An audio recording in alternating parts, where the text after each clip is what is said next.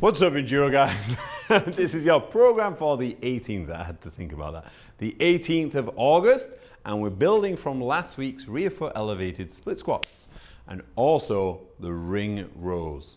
So we're going to take the kettlebell as we did last week.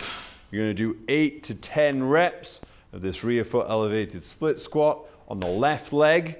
Then you're going to put that down, take your foot off, and you're going to drive hard with a nice dynamic lunge, resisting the urge to fall forwards, and you push yourself hard to a standing position. You're going to do that. It might be 12 to 15 reps, then get your breath, swap sides, and match it on your good side.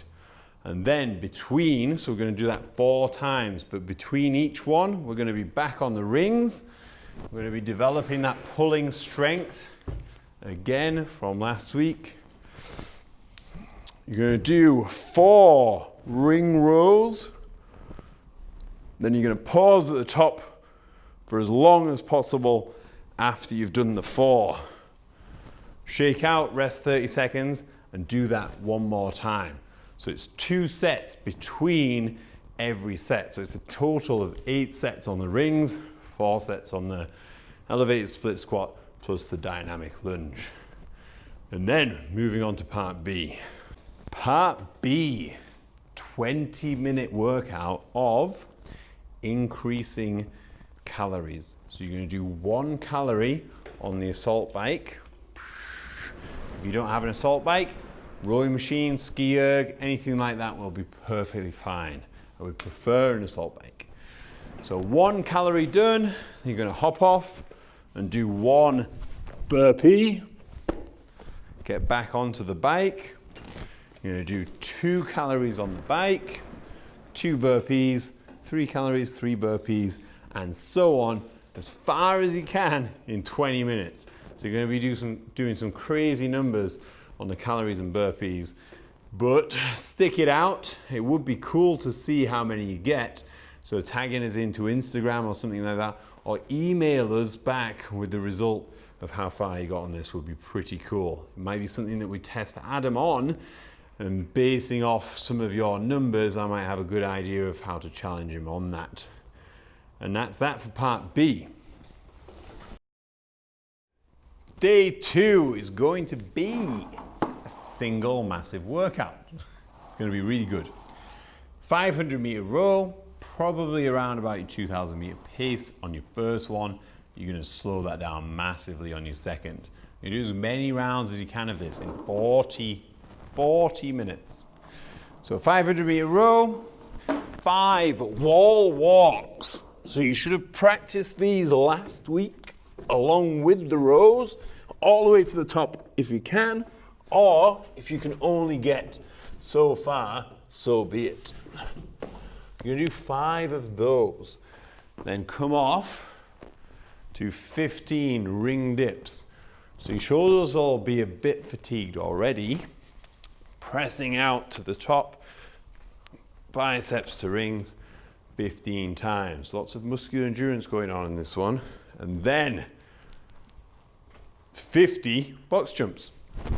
Massive number of box jumps. So make sure that you settle into a pace. You pick an appropriate height. There's no point doing a 30-inch box and it taking all day. And again, there's no point in doing a 14-inch box and just blasting up super fast. So somewhere like 20, 24 would be great.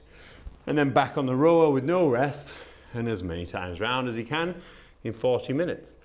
And that's it for day 2.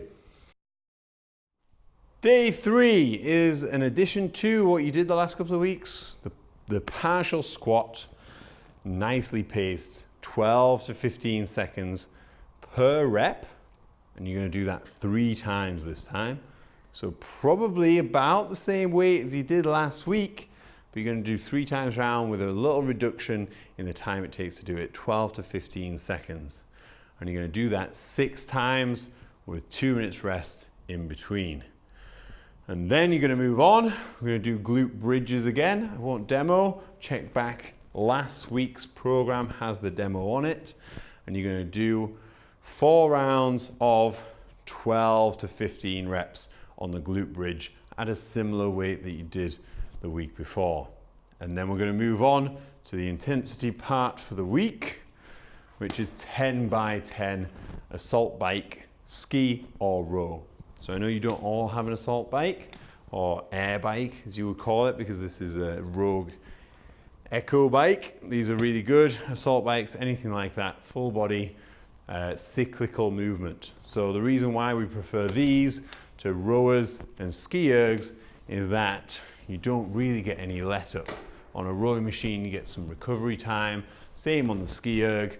So if you can get onto a bike, it's better for you. So 10 seconds as hard as you can, on the minute, every minute, up to 10 minutes. And you know the score. If you make it all the way, you should have gone harder. So 100% effort throughout all rounds, and then see how you get on. That's it for day 3.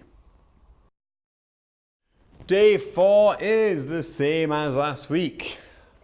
Well, the theory is the same, the style is the same. So add in extra mobility, things that you didn't do last week. Maybe try some stuff before you commit to doing it with the cardio. So maybe get a lacrosse ball, a foam roller, get some bands out, set yourself up, make sure you familiarize yourself with what you're going to do at every stage. You're going to do 2 minutes cardio, steady state, so around about 130 heart rate, 60-70%.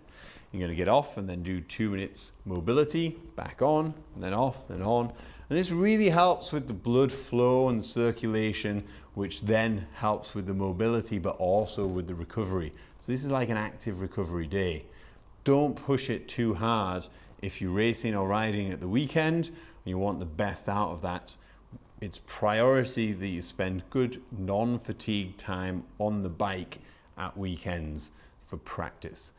Being in the gym the whole time isn't going to make you a better rider if you're not on your bike practicing too.